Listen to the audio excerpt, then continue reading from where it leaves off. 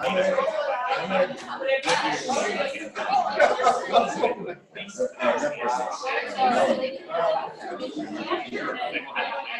to be recorded or record your desktop as well. Press share. Share computer sound as well.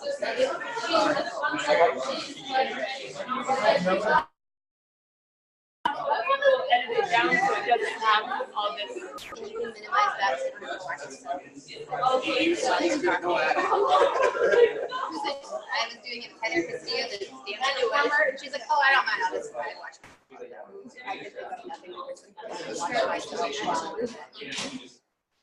But I do need to check to make sure that I can see you.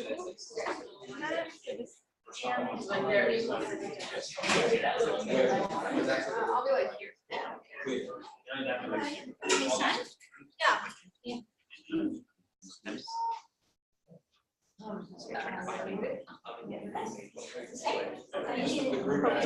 All right. And then just say that. They should only develop it like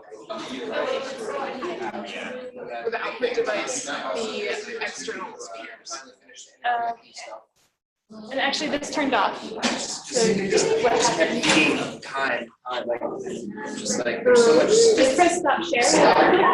Like I literally forgot about Go to videos. Take back 10 Then years. click that again. Like there's so much stuff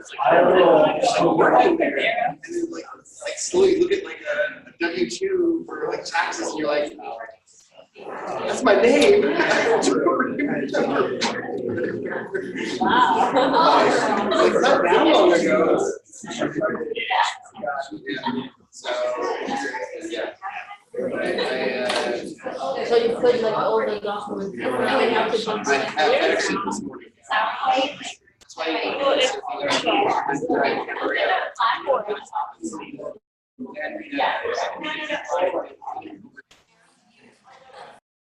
I was waiting for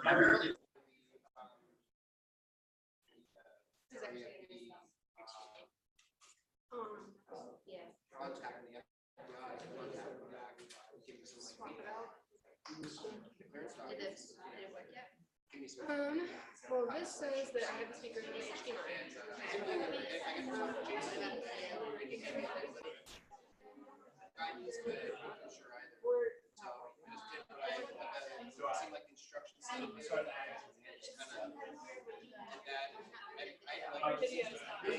Something happened.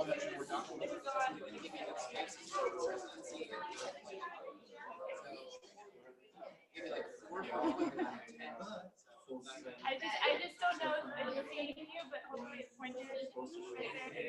Sounds like my son. Sit next to me. Is that right? I can't see that far. Yeah, the clock is fine. If that's what you're asking. Is it fine? Yeah. Should be. All right. I mean, it shows the right time. Okay, we're going to go ahead and get started. I guess I will introduce our candidate because Dr. Anderson is not here this evening, so we are recording it. We have friends that want to watch it here. It'll be up on the web. But thank you guys all for coming. We have our ESRM candidate for the data position here, Dr. Emily Fairfax. And I'm going to let you give your background, give that information. So it's all you. Absolutely. So, hey, thanks for coming. So, brief background, I was a chemistry and physics undergrad, double major at Carleton College. I worked for years as an engineer. It was not about that life.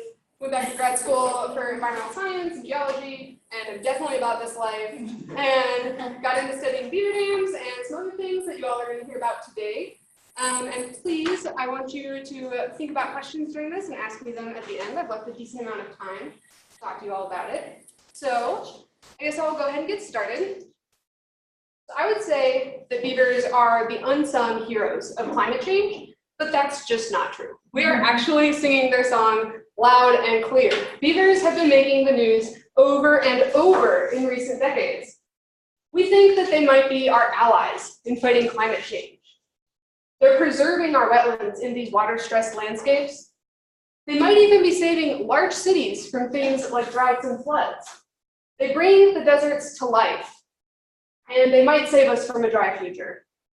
We use them to restore our wetlands and potentially even stop wildfires.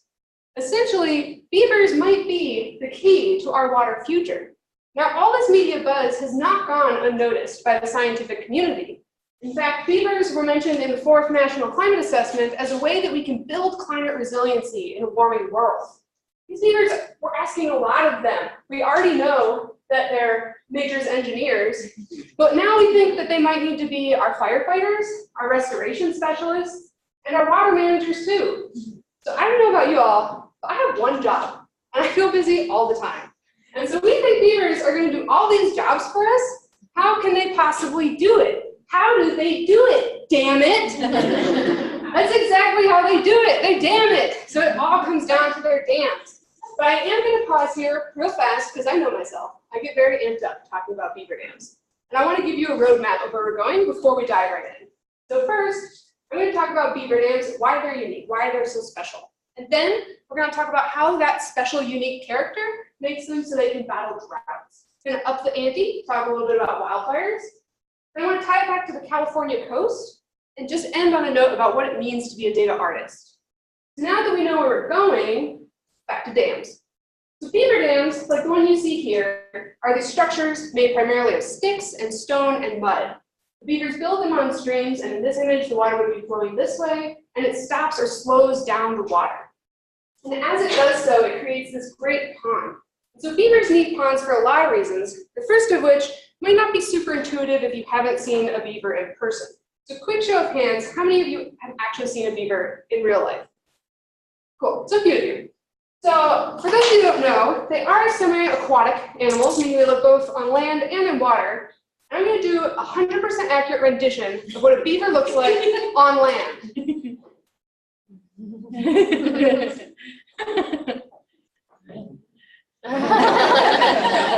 So these are essentially enormous chicken nuggets walking around the landscape for predators. They are round, they are awkward. These animals are not in their element when they're on land. But then we put them in the water, and all of that changes. That round, tasty snack of an animal is sleek, and it's fast, and it can escape things. And so when you put them in the water, that's where they're in their element. They can swim away from predators. They can move their food around. They can move the building materials around. And so beavers need these ponds to survive. If they couldn't build these dams, honestly, evolution would have probably picked them off a while ago. And so not only do they build dams to make ponds, but there's other structures they create as well. So beavers don't actually live in the dam itself. They live in a separate structure called a lodge. This is essentially a big pile of sticks they chew out little rooms in, and they hang out during the year. They also dig channels out into the landscape. These channels are like water highways. The beavers use them to get around, but they also use it to float back things like logs to build their dams and lodges. You imagine trying to drag a log over the land, it's hard, but put it in the water, it's buoyant, and it floats, and it's easy. So beavers take full advantage of this. Now, if you were to walk up to a beaver pond in the real life, you would see something like this. But most of the time, I'm not walking up to the beaver ponds. I'm looking at them from aerial and satellite imagery. So what do they look like from above? So here I'm showing you a satellite image of what a beaver dam landscape might look like from above. Now there's a lot going on here, and if you don't spend thousands of hours looking at these, which honestly I'm not sure why you wouldn't, it can be hard to see what's happening. So to make it a little clearer, I've highlighted some key features. So in red is every beaver dam in this landscape that I was able to find. You'll notice that they're on the main thread of the stream, but then they're also out here into the riparian zone, this area with the creek, stream, land interface. I've also highlighted the major beaver channels. Now these are just channels that I can see in these satellite images. When you visit these on the ground, there's a lot more channels that are smaller, and so take this as a conservative estimate of their channeling in the landscape. And then finally, highlighted in purple here, is their lodge. So we have one beaver family maintaining this entire complex area. And it's this complexity that makes beavers have this sort of superpower of doing things like battling droughts and fighting fires. And to make that more clear, I'm going to compare this beaver dam landscape to one that doesn't have beavers. So here we have an undammed section of creek, and this is the same creek as this one. It's just a section that has not been impacted by beaver. And then here's the one with beavers I just showed you. This yellow line is just drawn to indicate the main thread of the channel. And so if it's really this complexity that's letting them build climate resiliency, I need to figure out how the water is going from the beaver ponds, from the beaver channels, into the parts of the landscape that need it, the soil, the plants, the atmosphere. So to do that, I'm going to draw a transect through both of these streams in a representative section and look with depth what's happening in just the shallow subsurface. So here on the top, we have the ordinary creek. This is for a non-drought period. There's a bunch of vegetation up here, here's a stream, it would be flowing into or out of the board, and then the water table is deep. We see this a lot in the West. Our groundwater is down low because it's a very dry place. The stream will buff up the water table around it, but the effects are limited by the width of the stream. In the beaver dam area, we have a much bigger pond and all these little channels acting kind of like micro streams in the landscape. But actually, none of that really matters when it's not a drought, because all the plants are happy getting their water from the rain. It drips down and it filters into the soil, and they can pick it up with their roots. All of that changes as soon as we're in a drought scenario. All of this vegetation that was relying on precipitation but can't reach the groundwater will start to wilt and wither and die. That's not the case in the beaver dam area. These channels have spread the water out. The pond has stored a lot more water in the soil and in the pond itself. This is essentially a reservoir that can sort of slow down those effects of drought.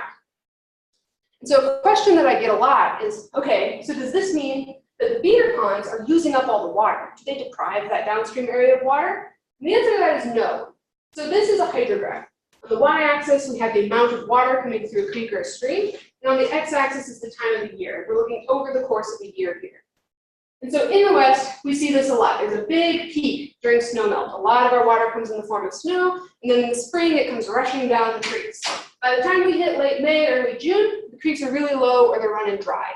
This is when the plants would be growing their strongest. They love sunlight, they love water, they love carbon dioxide. They have the carbon dioxide and they have the sun, so water's really what's limiting them. You introduce beavers to that stream, what they're doing is they're just smearing that out over the course of the year. The total amount of water coming through the stream isn't really changed, it's just when is it coming through. So instead of having one big peak flow, we kind of have a little bit of flow all the time. Yes, you do see less water in the spring, but you make up for it with the water you're seeing in the summer. So if I want to test this for droughts, I need to think about what kind of things I want to measure. The first thing I need to do is have a field site that has a lot of droughts. It needs to be hot, it needs to be dry. I wanted to look at droughts that occurred annually, so seasonal summertime drought, but I also wanted to kind of up the ante and look at droughts that took multiple years. And so a place that I knew of that fit this criteria, it also had beavers, was Susie and Maggie Creeks in Nevada. And so to set the scene, here's Nevada, here's us down here kind of. And we're up here looking at this area. So we have Maggie Creek and Susie Creek. Both of these have sections that do and do not have beavers. So it was a good place to make a comparison. How is the beaver damming affecting these creeks? In between them are some sparsely vegetated hill slopes, and then there's also a little bit of agriculture, some irrigated alfalfa. The alfalfa and the hill slopes will come into play later. Right now I want to focus on the creeks. So these creeks, back in 1991, were really in size. They were overgrazed by cattle, the stream was not healthy, the riparian area was not healthy. The ranchers got together with some ecologists and they started a restoration program. By 1999, they started to see some of this vegetation come back. A lot of the riparian willows were coming back in particular. And then out of nowhere, in 2000, beavers showed up. They got the whiff of the willows in the wind or something. Nearest ones I could find were like 100 kilometers away, so they got some noses on them. And they showed up and they started damming these creeks, and they dammed them really fast. But within a few years, there were hundreds of dams on each of these creeks. And the people in the area noticed this restoration was accelerating. It was getting greener faster. The ecosystem was coming back stronger. And it got to the point that in 2014, we had this really long drought that had been going on. It was getting intense. And people saw that the only place in the landscape that was green was where there were beavers. And it was so compelling that it started getting picked up by local news. And the locals were thinking, okay, how can we make these beavers work for us? Clearly, they're doing something in the landscape to help it stay healthy and green, even during the summertime drought, even during a multi-year drought. So how are they doing it? What is actually going on? So since everyone is focusing on the plant greenness, the plant health, that seems to me like a really good place to ground my study, was in those two things. And so the first thing that I measured to try to see how we can think about the riparian area health during droughts with beavers, without beavers, was evapotranspiration, or ET. Now throughout my talk, when I'm talking about ET, you'll see this water symbol. This ET is a combination of water just evaporating from open surfaces. So this can be like ponds. You can get a high ET signal from water coming off a pavement. On its own, it doesn't necessarily tell you how healthy an ecosystem is. But if you use it correctly, you can get an idea for how much water plants are using. As a hydrologist, I'm interested in this. I want to know the water balance in the landscape. I want to know how the water is being used, where it's going, how much we have. But I'm also really an eco-hydrologist, so I want to know what the plants are using specifically. So I use NDVI, which is the Normalized Difference Vegetation Index. This is a measurement of plant photosynthetic activity in an area, and it depends both on the number of plants you have and the plant health. So you can have one super healthy, happy plant in a big area, and looking at the satellites, I'm still going to get a low NDVI. But if we have a lot of healthy plants, we're going to get a high NDVI. And so in these riparian wetlands, I'm expecting high plant density, and if they're healthy, we should be getting high NDVI. You can think about this as sort of the greenness of an area. So how do all these measures actually answer my research question of can beavers battle drought? The first thing I did was I went through Google Earth and I found all the beaver dams on these creeks, hundreds of them, mapped them out, looked at their length, looked at where they were. Then I used Landsat 8 satellites and a model called Metric to get the evapotranspiration, or ET. Now, you don't need to know a lot about Metric, other than that it takes a lot of types of data and brings them together. It takes digital elevation models, ground-based meteorological data, vegetation indices, surface reflectances, surface temperatures, and ultimately what it spits out is how much water is being used in ET in the landscape. Then I just used Landsat 8 satellites to get the NDVI of the riparian vegetation. When I put all of that together, I can finally answer in these riparian areas, how does the vegetation health differ in areas with beaver versus areas without beaver? Now that you know how I did it, let's get on to the fun part, the results. So this is a zoom in of Maggie Creek. Up here, we have a boatload of beavers, tons of them, hundreds of them. And then down here, there's no beavers at all. One of the main reasons there's no beavers down here is that people like to come up around here and drive on the roads, and it scares them away. Other than that, these creeks are very similar in terms of topography and hydrology. So on both of the images I'm about to show you of ET and NDVI, red means it's not doing so hot. We're not getting a lot of ET, the plants aren't very green. Blue indicates a lot more, high ET, high NDVI, healthy plants, healthy wetlands. And so in our ET image, up here in the area with beavers, it's super blue. We are seeing a really high ET signature. Something up here is using a lot of water. Now again, just having high ET does not indicate that we have a healthy riparian area. It could be that this is just water evaporating from the ponds. There could be a giant parking lot here and water is evaporating off of it. But that's not the case because our NDVI was also extremely high. And so what this is telling me is that all of this water use I'm seeing, or at least a lot of it, is in fact coming from healthy plants. And if you compare that down to this area without beavers, it's not doing so hot down here.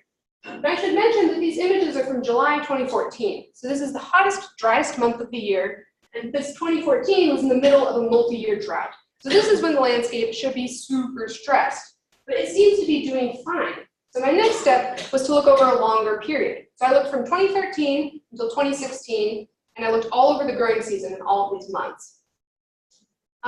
We should be seeing ET peaking in the midsummer, like in July. Like I said, they have a lot of sunlight, they have a lot of CO2. As long as they're not water stressed, they're doing fine. But did we see this?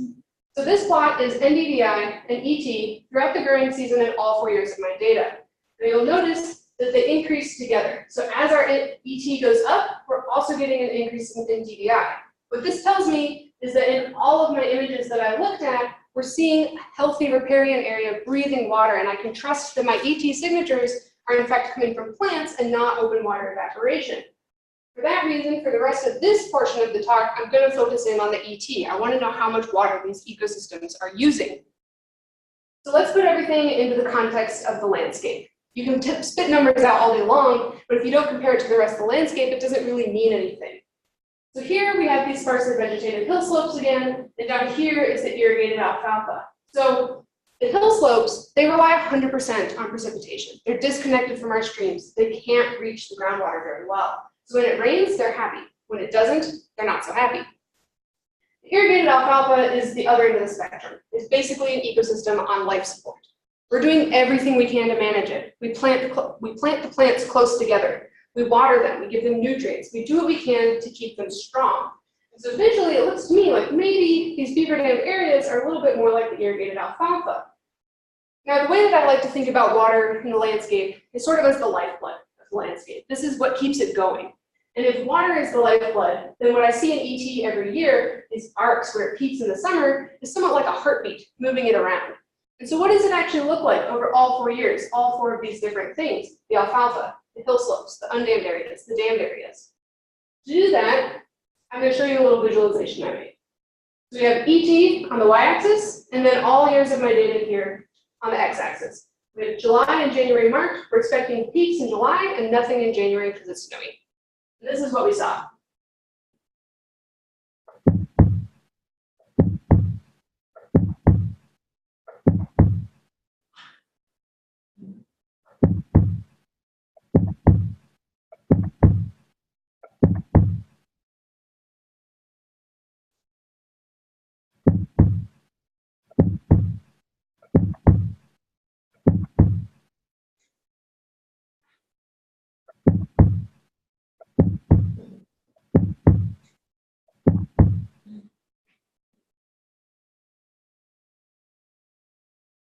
So if this is the heartbeat of our landscape, we're seeing the alfalfa is strong, we're supporting it, we're doing everything we can. But know who else is supporting the landscape? It's beavers. The way that their landscape responds is more similar to the way our managed landscape responds than these hill slopes or the areas without beavers. And now this is over all 4 years. I'm seeing this peak strong, so the beavers can make it through these seasonal droughts. But what about the multi-year drought? So these 3 years here, the first 3, these were my dry years, they were dry. And then over here, this is my wet year. And if you look closely, you can see, especially in the area without beavers and the hill slopes, it just kind of decreases, except in the wet year. So is there some sort of a resiliency to long-term droughts in the beaver areas? Did they respond similarly? To answer that question, I'm going to overlay all 4 years of my data just for the areas with beavers and the areas without beavers. And so what I saw is this. Blue is the area with beavers, and yellow is the area without beavers. And to keep everything straight, I'm going to use this color scheme throughout my talk, so I'll try not to say it over and over and over again. The dotted lines indicate drought years, and the solid lines indicate a wet year.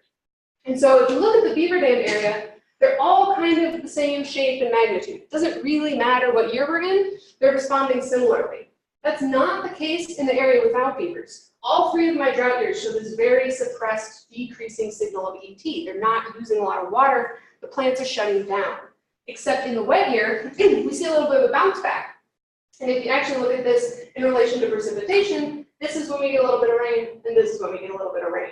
And so they did feel the multi-year drought. They were completely shut down during this multi-year drought, but they came back when it was wetter again. In the beaver dam area, it doesn't matter if it's a multi-year drought. They're fine. And so to answer my question, can beavers battle droughts? I would say resoundingly yes, they can. But, I don't feel like I fully explored the potential of beavers. These are some pretty slick ecosystem engineers. So how can I up the ante? What's hotter and drier than droughts? Pay attention to my roadmap, you know where this is going, fires. So the next thing I wanted to look at was how can beavers build climate resiliency, specifically with regard to wildfire.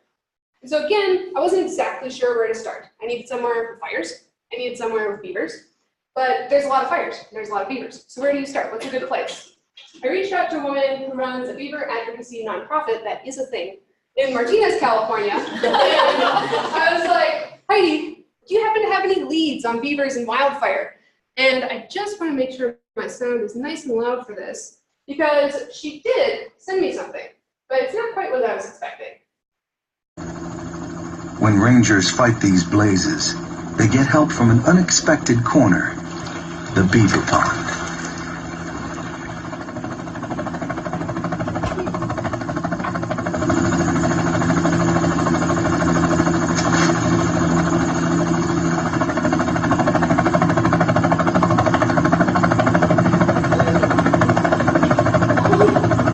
Right? No, I love seeing this. This is super cool. This is humans and beavers working together. But this is not actually the crux of my research. I'm more interested in how beavers can build climate resiliency on their own without us meddling in the business. And so what I was thinking of was something a little bit more like this. This is a picture from the Sharps Fire in Idaho that was tweeted out by a fellow beaver researcher named Joe Eaton at Utah State. He went there right after this fire burned in summer of 2018 and saw everything was charred. The riparian area was charred, the hill slopes were charred, but there was this little jewel of green in the middle of all of that black ash. And what was it? It was beavers. Spoiler, there's tons of beavers in here, and they didn't burn, but the riparian area without beavers, it did burn. So I'm interested, is this an isolated result? Is this something that happens everywhere there are beavers? And so just like with any research question, my first step is to build a conceptual model. Now I'm gonna go ahead and apologize. I think some of you may have seen this conceptual model before.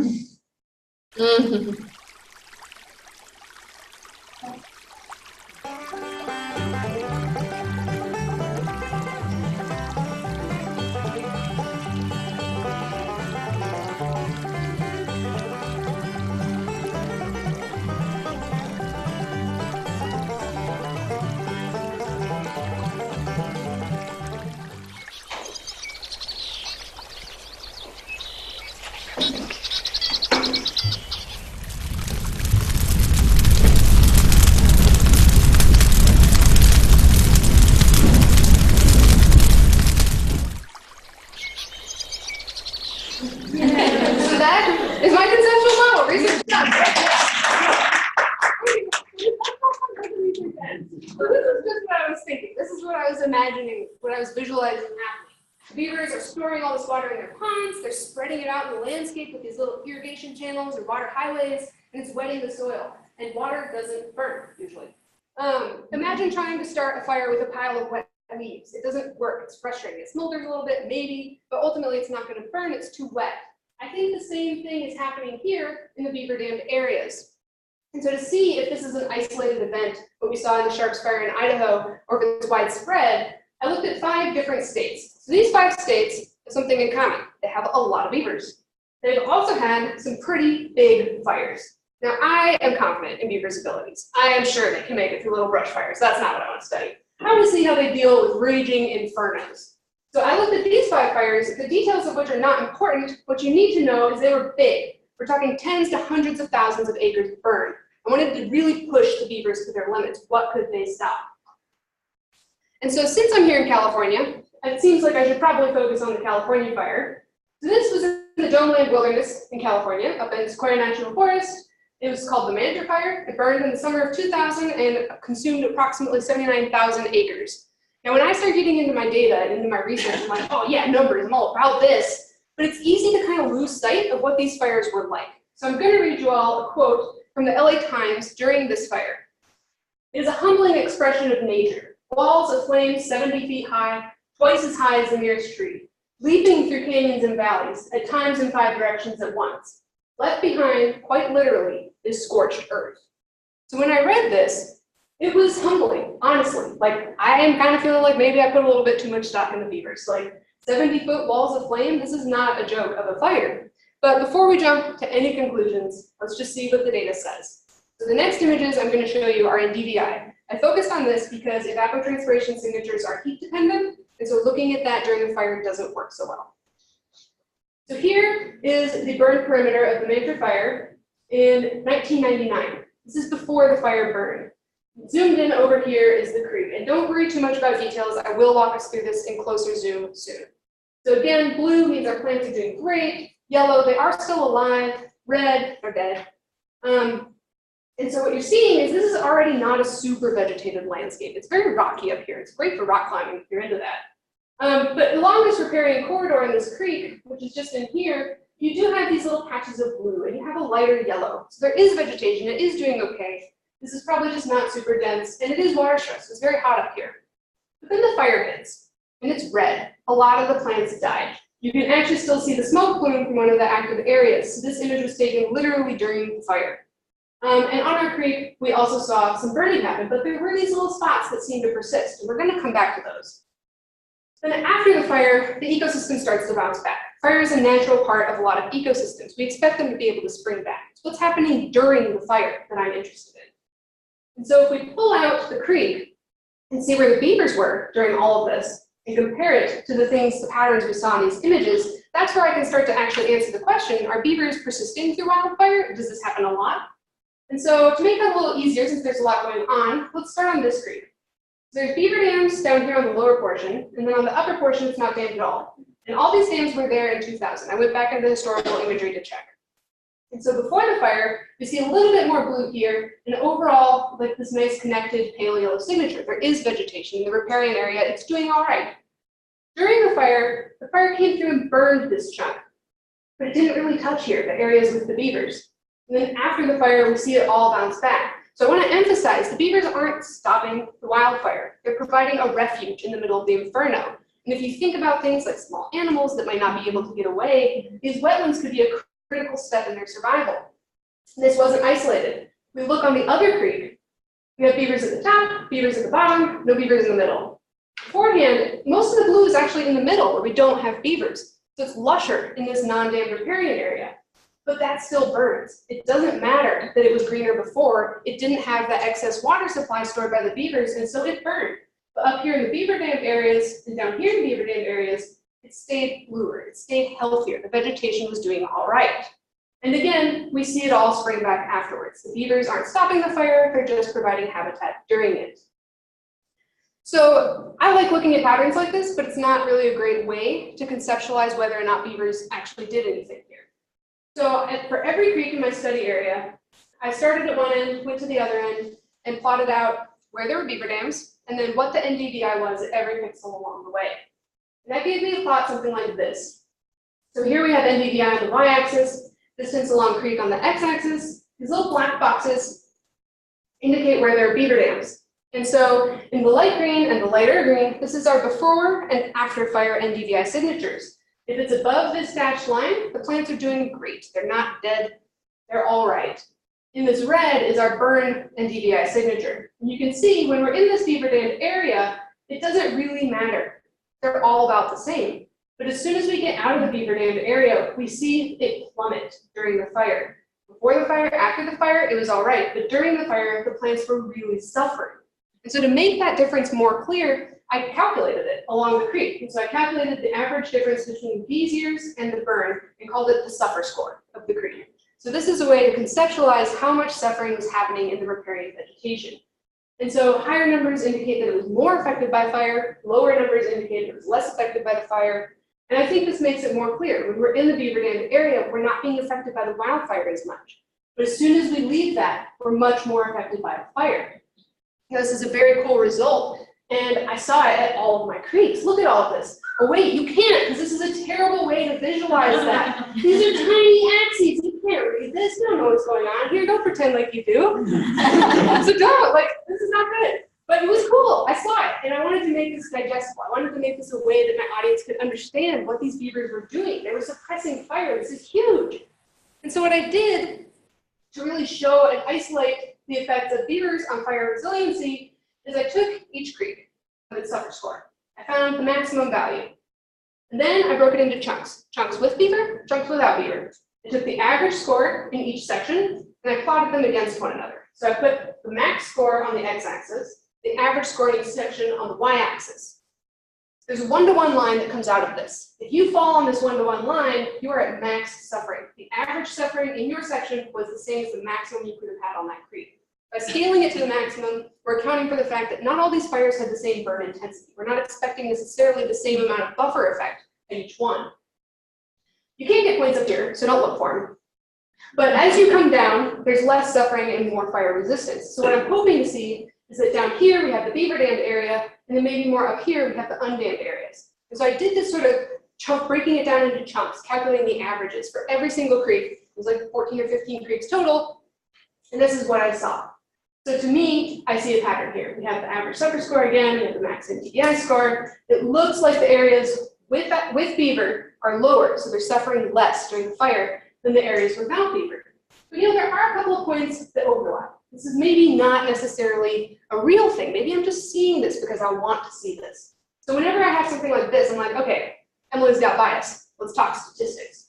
So what I did was I scaled everything to the max score to get a scaled suffer score.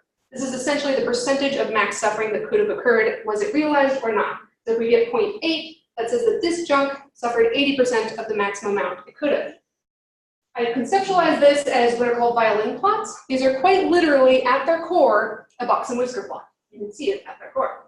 But whereas box and whisker plots like to squish all your data and hide it, the violin indicates where the data is clumped. So the wider it is, that tells you there's more data around that area. And so looking at the two populations, areas without beaver, areas with beaver, it looks to me like they're different. It feels like these are not the same thing. The dammed and undammed areas are functionally acting differently during wildfires. And so to test that, I used the KS test, which is basically a statistical test that is, okay, dealing with non-normal populations, this one's not super normal looking, to see if they're actually different. The output is a p-value, and this sort of indicates to me what % chance is there that these were actually the same thing. So a p of 0.05 says, okay, 5% chance these are the same thing. My p was super tiny. It was 0.001 or less. So these are absolutely different. From a functional standpoint, the hydrology going on here in the beaver dam areas versus the undammed areas is different. And so can beavers fight fires? I would say that the data says yes. Now, the position that I'm here for is the coastal data artist position. I hope I've convinced you that I really like data, but I haven't really talked explicitly about the coast or the art yet. So let's start with the coast. So here's a classic California coast. We've got some nice waves, we've got a sandy beach, we've even got a little wetland here. Now, I love wetlands, so I would like to zoom in on this wetland for us. You know, as I do that, I'm kind of feeling like maybe this is looking a little familiar. So I'm going to zoom in one more time. Yes, I've definitely seen this thousands of times before. This is a beaver dam wetland. And so beavers 100% affect coastal processes. They are, I've looked at them up in the mountains, they're definitely affecting the headwater streams, but the beavers will dam all the way down to the coast. They'll dam estuaries, they'll dam creeks that run into the ocean saltwater, not a problem, they're on it. And so if you were wondering, okay, do beavers fit into coastal hydrology? They do, they absolutely do. But maybe you're thinking, okay, Emily, this is Southern California. I have not seen a beaver. Can you explain that? I can.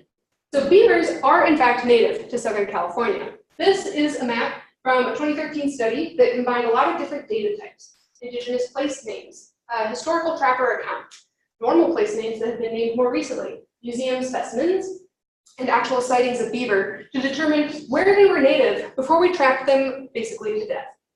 And they were absolutely native to these coastal watersheds. And yes, they were there a long time ago, but they're also there now. So I went through and I found as much evidence as I could of beavers in coastal California in the last 10 years. And so here we are. And the one I just showed you on the beach is right up here by Santa Barbara. Like, we could go right now and see these beavers, but we shouldn't because I finish my talk. But there's lots of beavers in this area. Like, they're all around. We could go see them. We could see their impacts. These are having an impact right now on our coastal watersheds. And understanding that impact, I think, is only going to become more key. Recent conservation efforts in California are moving to protect beaver, and so their populations are projected to grow. And as they do so, as they fill out these watersheds, we're going to see their impacts. We want to understand those impacts because they're not just impacting right here or right here. They're impacting the entire landscape. I hope I've showed you so far that these are landscape scale processes. And so another thing I hope I've showed you is that channels are really the secret power to building climate resiliency, right? They're spreading the water out in the landscape. They're irrigating the landscape. And so when I was snooping around California's coast, it's like, all right, I gotta find some beavers. I also saw this, and I was like, wow, these are some cool channels. Like, what's going on here? Is this beavers? It doesn't look like beavers. And so up here in the dunes, we have these very pronounced kind of channel-like structures.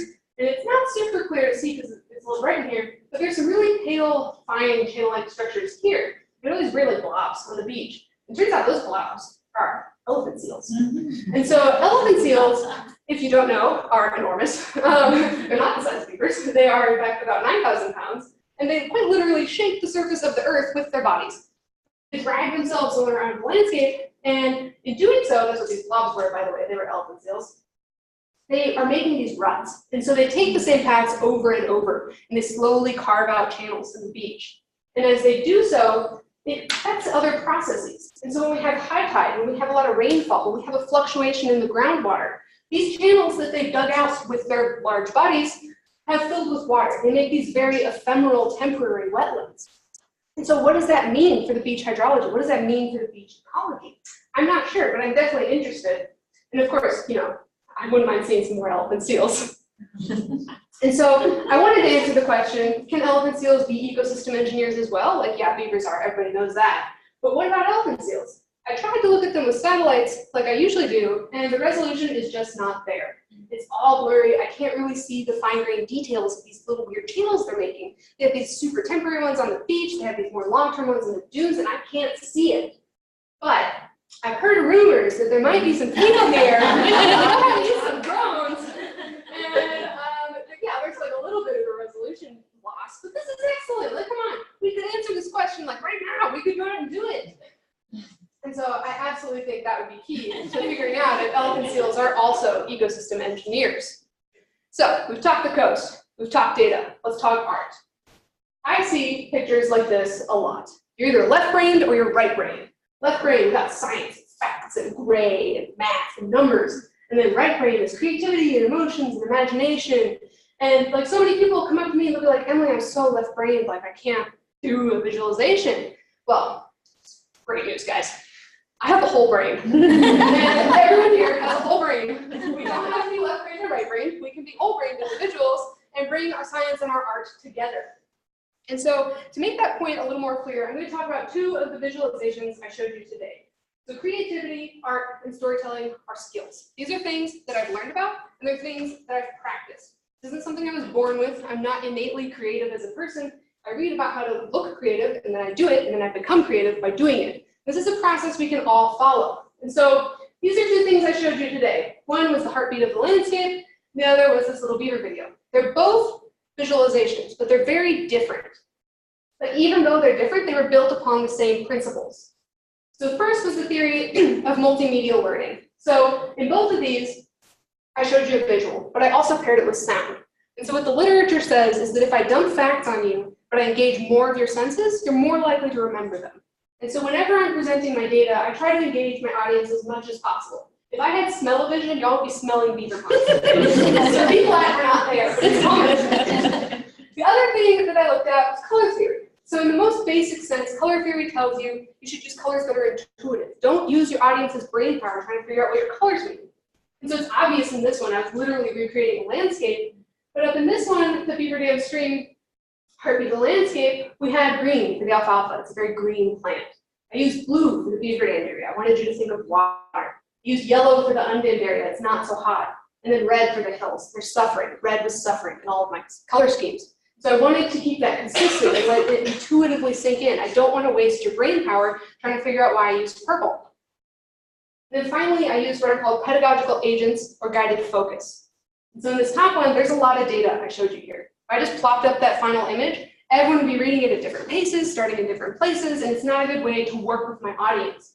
And so I had to animate one bump at a time, let you work your way through the data slower, let it be a little more digestible. In this one, I had a true pedagogical agent. And so this comes into play a lot when you use games to teach things. And what you need is a character or something that the audience will connect with and they'll look at. So when this little beaver looks over at the fire, whether or not you realized it, most of you also looked over at the fire. When the little beaver is running away, you guys are looking at the little beaver. Where's he going? What's happening? And so I guided you through this visualization with this little beaver toy while we're supposed to relate to it.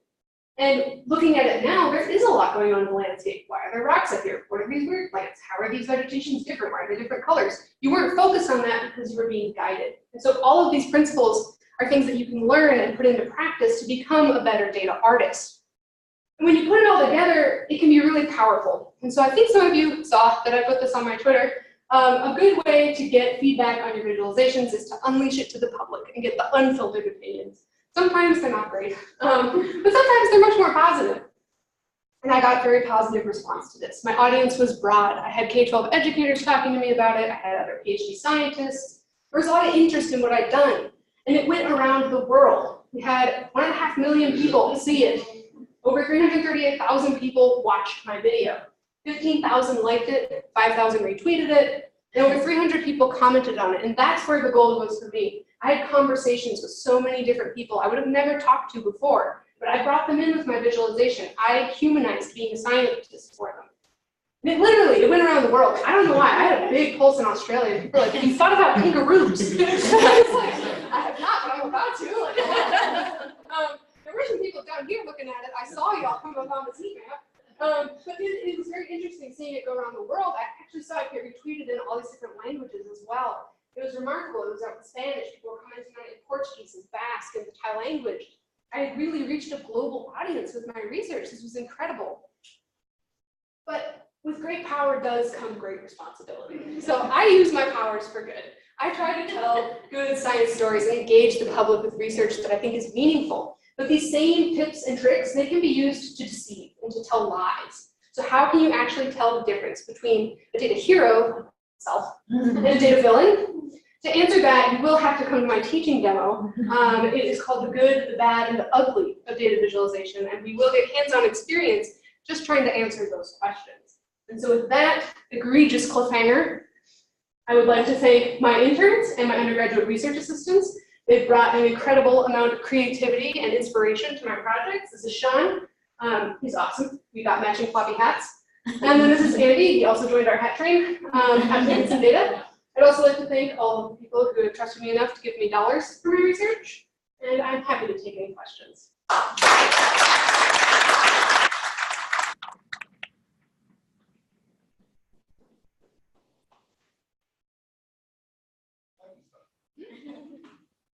Super cool stuff.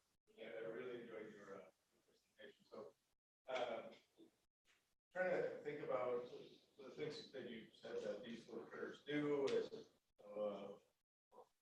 climate change and drought and fire and all these things, the paths that they build, and so super cool. Now, if I were a some sort of kind of politician or something that wants to go, dams are totally cool. Why don't we build them then? We can kind of figure out how to get water, how to make sure that our fires are controllable and so forth. So if they're so good, I'd grab every single creek there is and dam the hell out. Yeah. So they're responsible. we do build beaver dam analogs, which is humans basically trying to go out and mimic beaver dams. And it's a way that people are like, I want Fairfax, but I don't want to deal with the rats. I'm not about that life, but it definitely is something that people have thought of. And when they build these structures and they build dam after dam after dam, they just don't see the same effects that you get. So there's a lot of complexity there that we don't understand. The exact composition of these dams, how watertight are they? They go through cycles of repair and disrepair as the beavers move in and out. They're very transient features. And mimicking that in the landscape is hard. And so when we see these massively dammed beaver areas, it's actually this great machine of 1,000 moving parts. Completely mimic it is challenging. But when you reintroduce beavers, you do start to see these effects and you do start to prevent things like wildfires. There are a number of organizations that are working to bring back beavers throughout California. So there's the Beavers and Brush Movement in Northern California, and it's a collaboration between research scientists who work with beavers at the Occidental Arts and Ecology Center and the European Tark tribes. And so they're doing this indigenous-led burning and then rewetting the landscape of beaver. And their intention is to bring it back to a more natural state, where it's being managed by the ecosystem engineers and not by beavers. And so if you were a politician and you wanted to convince people, I think the real crux of the argument is that this is how it was, and it was being maintained without us. And it can be maintained without us again. It's not going to cost us money, it's not going to cost us time. This is overall going to benefit our ecosystem, so why not? Yeah. Can you tell me if that restoration is being done on BLM land or private land, or because you're going to run into problems with ag and, of course, cattle. Yeah, absolutely. So the study in Suzie and Maggie Creeks in Nevada, that was BLM land. And the ranchers were actually some of the biggest drivers in bringing back the beaver. It's kind of surprising sometimes when you think about it, because these are people that really like to control the land for their cattle, but they see the benefits of beaver and they embrace it. There was a recent study in Wyoming that it surveyed a bunch of land owners and managers, both public and private, about beaver. And they found that 100% of the public land managers, when asked if they wanted more beavers on their land, said yes. And 83% of the private owners also said yes. And so this is something where people generally want it. It's hard to know exactly what that's going to look like when they come to your land. But I know in Colorado we have a reintroduction program that moves beavers from the urban areas up into the foothills. There's like a waiting list to get beavers on your land because it's really strict about where you can build retention ponds. But beavers are protected. So you bring a beaver on and suddenly you have your retention pond and your neighbor can't come take it down or they're breaking the law. And so I think if you spin it correctly, a lot of people actually do want beavers. Very positive aspect. Very good.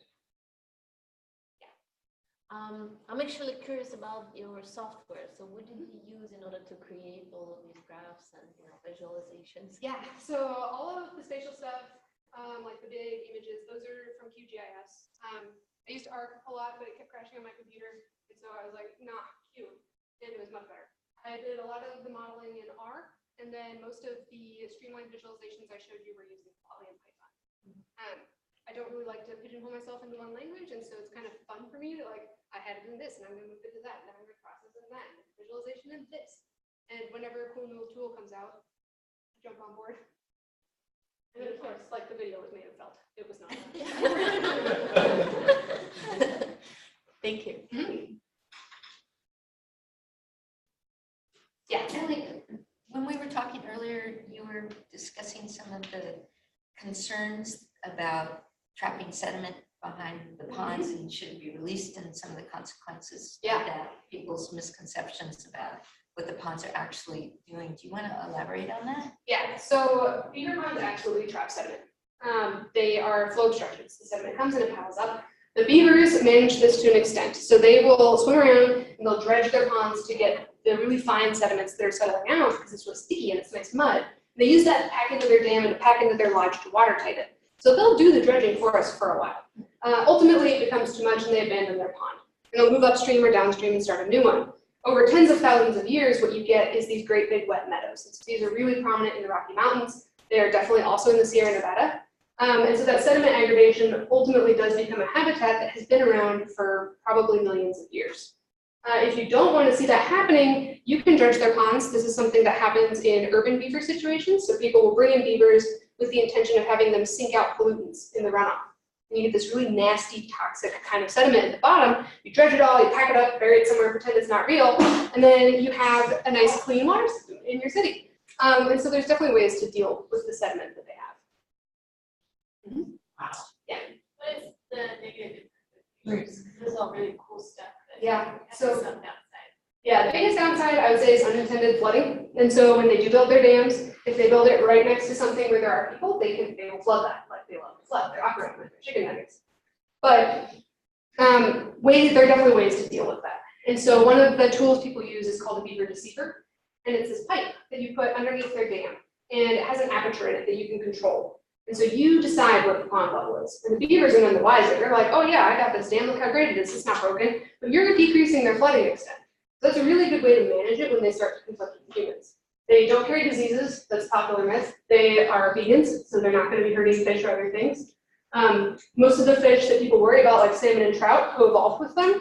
And so they can jump over beaver dams, no problem. The fish actually love being in beaver ponds because it's slow water. So they can eat a lot of food and not spend time swimming upstream, so they get fat, healthy, and move on. Honestly, most of their conflicts come when they want to live the same place we do, and we have to manage them that way. I just want to follow up on Jaime's question, Linda's question. You talk about beavers on the coast in California, even elephants on the coast of California. Some of our coast does look like the images of our coast that you showed, particularly in Southern California. We've lost virtually all of our coastal wetlands. And so what is the prognosis for beavers in really urbanized, highly developed coastal California? Yeah. And you know, in a county like Ventura, which is sort of like the urban wild coast interface, such a thing exists. So first, I think an okay analog is Seattle. So Seattle also has a lot of waterfront, and it's also the most friendly beaver city in America. 83% of potential habitat is occupied, and they're managing it quite well. They sort of took a build it and they will come approach. So you start the habitat for them. You put in beaver dam analog, or you do a little bit of restoration to get their food supply coming back, and then they will show up. If you don't do something to actively push them out, they come. There were just beavers that moved down from a reservoir up in the mountains, and they're now chilling in San Diego. And so they really don't care if there's people. They'll try. And it's only when we keep killing them that they finally decide to stop coming back. In the UK, they just started reintroducing beavers, and they would keep damming up these little creeks that were flooding everything. So people were like, all right, I'm going to kill the beaver, blow up the dam. And they do it over and over and over, and they're spending hundreds of thousands of dollars and polluting things with dynamite. It's awful. The beavers just keep coming. They're like, whatever, I'm going to move in here. This is a great habitat. Like, if they find a habitat they like, they're coming. I think one of the reasons that you don't see them in Ventura right now is because they're just starting to rebound in Southern California.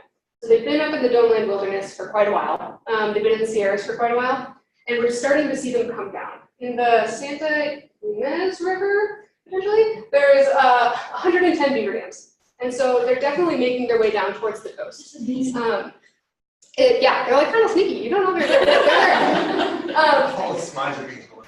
So I would argue that your question, if you asked me like in 5 years, I would be like, what are you talking about, man? Like they're here. Because they're absolutely on their way down. They're in LA, they keep showing up in the coast, and as long as we put in protection measures for them, they're gonna be fine. Seems like the beavers are the potential win-win mammal reintroduction coastal trout Mhm. because they don't eat cattle. Yes. They don't they're not carnivores. Yes, they absolutely have a better PR history than like mountain lions do or wolves. You can absolutely get really interesting trophic cascading when you introduce these apex predators that orchestrates ecosystem change and land change as well. But beavers, they're kind of cute and they're funny, and if I draw them like a circle, then people don't hate them. And a lot of it is like, how do you tell the science story? How do you convince people that these are okay? And I think it is a lot easier than things like beavers. Of course, the beavers are than things like wolves. Yeah. So I asked you earlier about like, if you have ever like a video like that before, that was like your kind of your first time. Is that something that you want to see how people respond to that? Something you want to shift your focus to on like filmmaking, as far as like visualizing your science? So one thing that I've been brainstorming with one of my colleagues that I absolutely want to start doing is sort of a video cast series where maybe like once a month we take a scientist and we distill their work down into like a felt stop motion. And then from that, we will escalate up to some science communication exercises and like talk about your work, but in an easy, digestible way. Like don't alienate everybody right away. I like to ramble about beavers, y'all will figure that out. But if I just jumped in like that, it'd be kind of overwhelming. That's the same with a lot of science fields. And so then we can keep scaling it up over the course of like 30 minutes or an hour, whatever we think is right, until we're at a full level interview about their research. And that way you can have the audience watch until they're done. And then they turn it off. And they'll still get your story because the first part, it doesn't have words. It's just a little animation. And I think that this is a more powerful tool than I realized, and I'd like to see it used again. Awesome. Mm-hmm. Yeah. So I know they have preferred food sources, but how varied is their diet? And has there ever been documentation where they consumed invasives? Mm-hmm. Yeah, I'd love to train them. It's like, it's my dream. That's what I was getting at. Like, get some experimental beavers and train them to eat eucalyptus, because that's all everyone's problems. But that doesn't seem super likely. So their food source, it prefer sugary bark. And so willow, aspen, birch, things like that. Willow brush is totally fine. So up in the Rockies in Colorado, you can go above the tree line in terms of elevation, where there's no trees anymore, just like gross little willows. It's full beavers, they're everywhere, and they choose to be there because there's not people. And so they would rather be where there's not a ton of people in Colorado don't crack them too much, and have to deal with this like kind of straggly food source than to move down into urban Denver where they're getting hit by cars. They will eat pond weeds if they have to. It's not their favorite. They have to stockpile a lot more, so they don't actually hibernate in the winter. What they do is they make a big food cache underwater where it rots a lot slower, and then they go in their lodge and they're lazy. And when they get hungry, they come out and they eat some more food from their food cache and they go back to their lodge and they're lazy again. When you go around in the winter up in the mountains and these lodges are covered in snow and ice, they have a little vent in the top so that the beavers can breathe. You can actually see little steam plumes coming out of it. It's very cool to find them in these like frozen valleys. But yeah, they're pretty flexible with their food source. They'll live above the tree line, both in terms of latitude and altitude in a number of places. I don't know of them eating invasives, but I don't know anybody's really tried to make them. I'd be interested. Send you some over. Yeah. So, so I'm thinking about, what happens if you introduce beavers and their dams in coastal regions? What kind of other critters would they be displacing? And whether, and I'm assuming the answer is doesn't matter, but whether their dams would be an impediment for, say, salmon that have to kind of migrate up to lay their eggs or something. If there's anything along the lines of that. Yeah. So with the salmon, not an issue. They're totally fine with it. They can have images of them jumping over like 10-foot dams. It's totally fine. And most beaver dams don't get higher than my hip height. The tallest one I've seen is about this tall, and it's remarkable. Like, it's not a normal dam. I don't know what's on those beavers' minds. With regards to the displacement, I think that's a little bit of a loaded question because they were native to the coast. And so they're the ones who have been displaced. But like ecosystems change. What is our reference point? From what we have now, I do think that they would probably change the landscape. They would add wetland area, and so you're going to decrease the area of like the sandy beach dwellers, the ones who like dunes, because you're filling that space with wetland. And so sort of a balance of how much ecosystem type you want in this area. And you can control the amount of beavers that you have. You can make habitat that they don't like, and they'll stay out of it. Yeah. How long do the dams usually last for? So it's really variable. And one of the biggest things that determines it is the topography, like the landscape they're actually in. And so in really steep mountain channels, there are dams outside Boulder in Colorado that blow out every single year. And so dam blows out, the beaver's like, oh crap. And it comes back and it fixes it every fall. And then it does it again. I'm like, beavers, please, like learn. But they're fine with it. Like they've learned to live in that environment. There are ones up in the higher Rockies and in much flatter landscapes that have been around for hundreds of years. And so you can go back into trapping journals and see people have mapped out these beaver dams. You pull up the satellite image from 2018, it's still there and it looks the same. You can overlay it. If anything, some of them have grown. And so how long a dam lasts, really variable. One thing that I see a lot with old dams is they actually start to become a permanent part of the landscape. And so like I said, they're packed with this mud. And as you can imagine, plants will start to grow on that over time. And then their roots add cohesion, so they hold together the dam. And up in the high Rockies, there's like these berms, like little mounds that are old dams that become fully vegetated. They grow wildflowers, and they still hold back a lot of water. But now they don't even need beavers to maintain them anymore. They're permanent. So they constantly flooding the area? No, so they sort of reach a steady state, and most of the ones that are permanent have a bit of a leak point in them somewhere. One of the projects I've been working on is how can you characterize how leaky beaver dams are and what kind of leak it is. So some of them, the water just flows through the dam. It's not a perfectly watertight structure. You can still get through just slowly. Some of them have big holes or gaps in them, and so you get a lot of kind of pipe flow coming through. So I've been using thermal cameras and dumping hot water in beaver ponds. I don't make beaver soup, it's not that much, they're fine. And I watch it come through the dam, and I look for those hot spots, and I try to see, is this leaking like hot spots, or is this leaking like a diffuse flow? Because the kind of models I use right now, I can model that diffuse flow very easily, but these kind of more patchy leaks, it's harder. But when they make these leaks, the ultimate endpoint is that there's a balance between how much water comes in and how much water goes out. They slowly recharge the aquifer around them, they bring up the groundwater, but they also let water go downstream. Yeah. So with drone technology, you mentioned that you use like satellite images. Mm-hmm. So how does that drone technology factor into this sort of like conservation and preservation effort? Yeah, so with my research specifically, one of the things that drones would be great for is more accurately mapping the beavers' effects. And so I can see their ponds, I can see their major channels, but on the ground, it looks like their channels can extend out up to 1 kilometer from their ponds, but these are the really fine channels. And so being able to see that in higher resolution optical imagery would let me better bin where the beaver area actually is and where it is not. And how would that change my results? I'm not sure. The other thing you can do is if you mount hyperspectral cameras or like near IR infrared, and you can get the same kind of signatures I'm looking at from the satellites, but at much finer resolution. So with those elephant seals, one of the things I want to look at is where is the water seeping up. There's a number of ways I could do that, either with thermal or with optical or with hyperspectral, but I need that really fine resolution to do it. And so I think one of the big places that you can bring drone technology in is to collect that fine resolution data and then blend it back into a model with the satellites. So you can better estimate from this coarse or easier to get data how the conservation is progressing. All right, I think we'll have to stop there so we can get on to our next thing. But everybody, thank you, Emily. That was really great.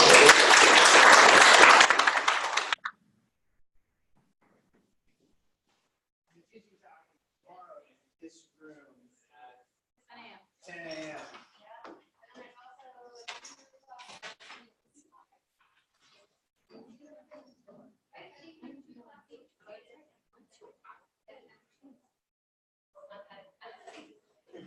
I was hoping she was that.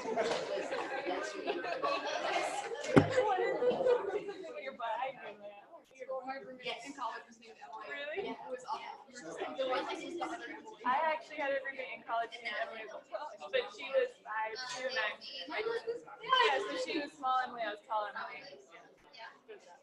Thank you. I don't want to relay any of your work here, but I teach statistics here, and I have a bunch of scholarly material, you know, when I want to like say I want to compare top level, that would see my